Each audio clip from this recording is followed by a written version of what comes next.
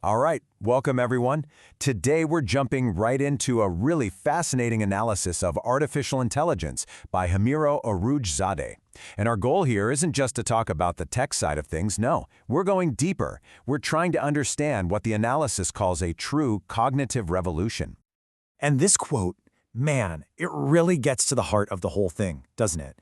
It frames AI not just as some new tool or a bunch of code, but as this massive force that's completely rewriting the rulebook on intelligence, on awareness, and maybe even on what it means to be human. So let's really get into it. So where do you even start with something this huge? Well, the analysis breaks it down for us from a few different angles, which is super helpful. First up, we're going to look at its core capability. Think of this as a roadmap, showing us where we are today and where we might be headed. It's probably easiest to think about AI ability in three big steps, or levels. First, you've got artificial narrow intelligence, that's ANI. Then, the big goal everyone's aiming for is artificial general intelligence, or AGI. And way out there in the realm of theory is artificial superintelligence, ASI. Okay, so let's unpack what each of those actually means. Okay, so ANI. This is the AI that's literally all around us right now, every single day. We're talking about the stuff that powers facial recognition on your phone, your voice assistant, those recommendation engines on streaming sites. They are fantastic, incredibly good at their one specific job. But, and this is the key thing to remember, that's all they can do.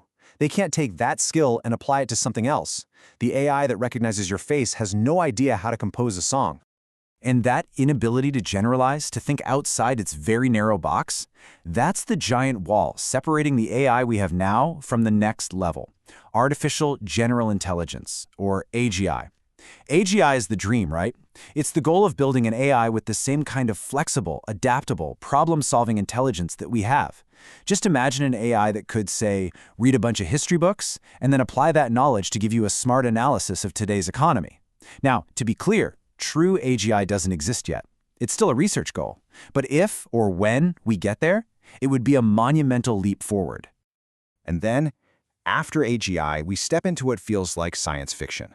This is ASI, Artificial Superintelligence. We're talking about an intellect that would be so far beyond the smartest human, it's almost hard to comprehend. Not just in one area, but in every area, from creative genius to emotional intelligence. And here's the really wild part. The key idea behind ASI is something called recursive self-improvement. Basically, an ASI could improve its own code, making itself smarter, which would then allow it to improve itself even faster. It's an intelligence explosion. And right here is where the conversation turns from pure tech to some really deep philosophy. Okay, so that's the first framework, classifying AI by its raw ability. Now let's pivot to the second way of looking at this. This time, we're categorizing AI by its functionality. Basically, how it thinks and sees the world. You can picture it like a ladder of awareness, with each rung being a step up in complexity.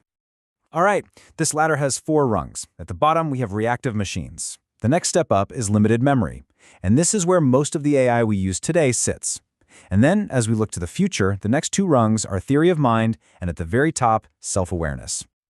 So let's start at the bottom with reactive machines. These are the most basic types of AI. The key thing to know about them, they have zero memory. None. They can't look back at past events to figure out what to do next. The classic example here is IBM's Deep Blue, the chess machine that famously beat Garry Kasparov.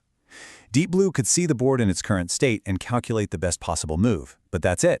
It had no memory of the previous moves in the game, no concept of Kasparov's overall strategy, it just reacted. Climbing one rung up, we get to limited memory AI. And as the name suggests, these systems can look into the recent past, just for a short time, to help make decisions. A self-driving car is the perfect example. To change lanes safely, it has to know where the car behind it was a few seconds ago, right? It tracks that recent data. But, and this is important, that memory isn't stored forever. It's temporary, constantly being updated with new information as the world changes around it. Okay, now we're really taking a leap into the future. The next rung is called theory of mind AI. This is a huge one. It's the idea that a machine could understand that other things, you, me, another AI, have their own thoughts, feelings, beliefs, and intentions. It's what lets us humans navigate our complex social world. To feel empathy or to cooperate. Building an AI that can truly do this, well, that's one of the biggest challenges out there. And finally, At the very top of our ladder, we have self-aware AI. This is the theoretical peak, a machine that doesn't just understand others' minds, but has a concept of its own mind. It knows it exists. It has a sense of self. And this is where the conversation just explodes beyond computer science and into pure philosophy. I mean, we're talking about consciousness itself, something we're still trying to figure out in our own brains. Okay, so we've looked at AI through the lens of ability and the lens of awareness. So for our third and final classification, let's pop the hood and look at the actual tools, the different algorithms and approaches that engineers use to build this stuff. So AI isn't just one magic recipe, right? It's more like a whole collection of tools that have been built up over decades. The early stuff was called symbolic AI, which was basically just a giant set of if this, then that rules. Think of a massive, super detailed flowchart. Then came the real game changer, machine learning. Instead of programming rules, we just fed the machine tons of data and let it figure out the patterns for itself. Deep learning is like a super-powered version of that, using neural networks, structures kind of inspired by our own brains, to find really complex patterns in enormous amounts of data. And all of that has led us to where we are now, with generative AI, the tech that's creating all this new text, art, and music that's blowing everyone's minds. Okay, so that's a lot of theory. Let's bring this all back down to earth and talk about what's happening right now. How is all this technology actually showing up in the real world and changing things? And the impact is, well, it's massive already. We're seeing it reshape entire industries. In medicine, for example, it's not just about spotting tumors on an X-ray anymore.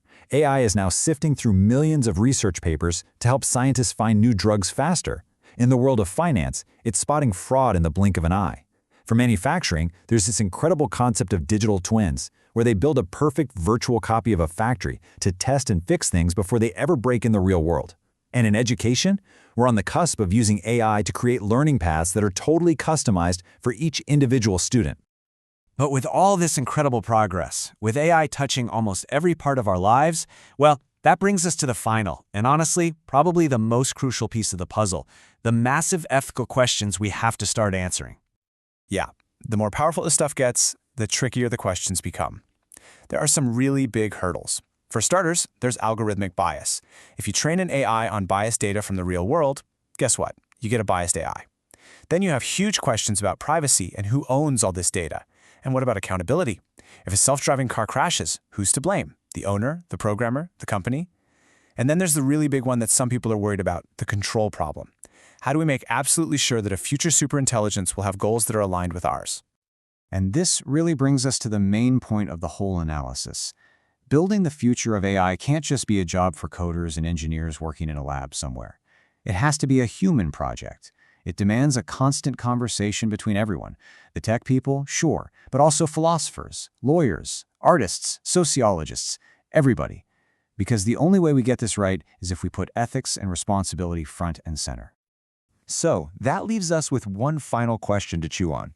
We know we need all these different voices at the table, but if you had to pick just one, which field of human knowledge do you think is the most important for building our ethical compass here? Is it philosophy, to help us ask the right questions? Is it law, to build the rules? Or maybe it's art, to understand the human spirit?